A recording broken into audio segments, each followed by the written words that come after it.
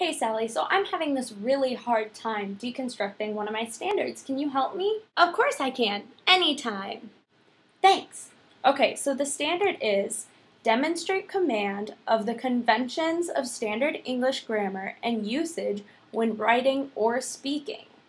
That seems like a lot for a fifth grader to be able to do. Can you help me?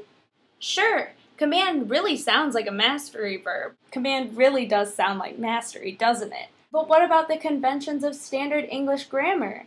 I mean, that's a lot to cover.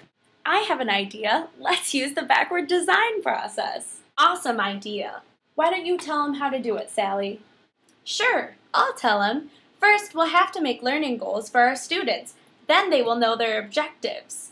Right, so like one could be, I can explain the functions of conjunctions, prepositions, and interjections, because those have a lot to do with the English grammar.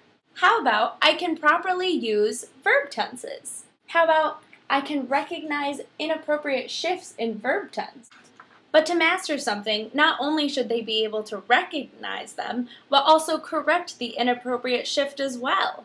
What a great idea, Sally. You really are a genius, aren't you? So now that we've done all of that, we have to think of what we could do for instruction. What do you think? In a formative assessment, we could have them underline the wrong verb tense, explain why it's wrong, and have them correct it. Since use is on the higher level of Bloom's taxonomy, we could have them do a speech that has them explain all of the different kinds of verb tenses and how to use them and also how to correct them. Sounds like a good plan to me. You've been a great helper, Sally. Thanks so much. You're welcome.